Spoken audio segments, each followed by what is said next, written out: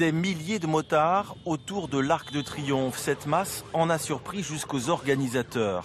C'est ici que la Fédération des motards en colère leur avait donné rendez-vous, en colère contre l'instauration du contrôle technique obligatoire tous les 3 ans.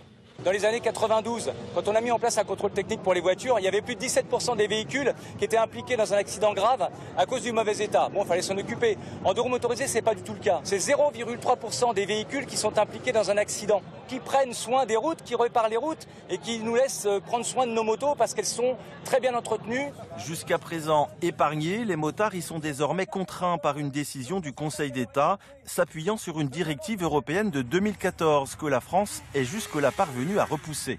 À partir de lundi, tous les véhicules de catégorie L, quad, sidecar, voitures sans permis, scooters ou autres deux roues devront passer par 78 points de contrôle. Je regarde les clignotants et l'éclairage et le freinage. Voilà, c'est tout. C'est ce qu'on nous apprend à l'auto-école. À chaque fois qu'on se sert de la moto, il faut vérifier tout ça. Et puis on sait que si notre moto elle est dangereuse, qu'il n'y a pas de frein et tout ça, c'est un peu suicidaire comme truc quand même. Hein. Voilà. Hein.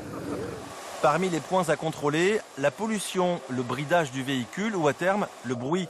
Les motards appellent à boycotter les contrôleurs techniques qui se lanceraient prochainement dans le contrôle des deux roues.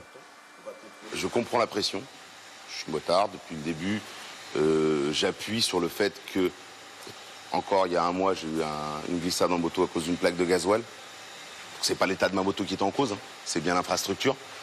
Donc je suis le premier à dire qu'il y a des choses plus importantes à surveiller. Mais encore une fois, je ne fais pas les lois. Alors le boycott, je le comprends, mais on tape sur les mauvaises personnes.